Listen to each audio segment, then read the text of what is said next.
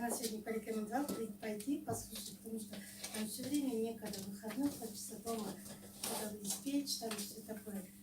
Ну, я с 11 октября пью, у меня сахарный диабет, 14 лет уже.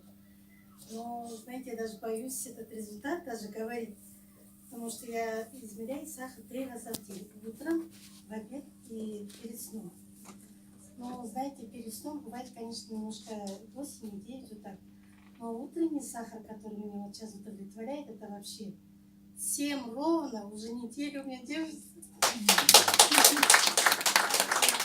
Я сама не верю, но даже боюсь сказать, честно говоря, потому что 15 лет почти пить вот эти лекарства, которые вот такие большие, их надо раздолбить, чтобы его выпить. Такие большие таблетки я вот пила столько.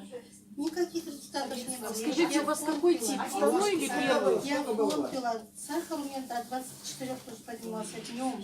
Вечером тоже вот так. Утром то вообще был тоже большой сахар. Хотя у меня тоже работа связана немножко тоже. Где-то понервничаешь, что я все понимаю, но я первый раз про этот бальзам говорю. Действительно, я очень благодарна. Скажите, у вас второй тип сахарного диабета, да? Женщина? У вас какой тип сахара спрашивают? Второй тип, второй. А вы наряду... На инсулин перевели с января месяца. Ясно, вы еще Я вот сейчас осложнился, не колю значит. уже. Да. Скажите,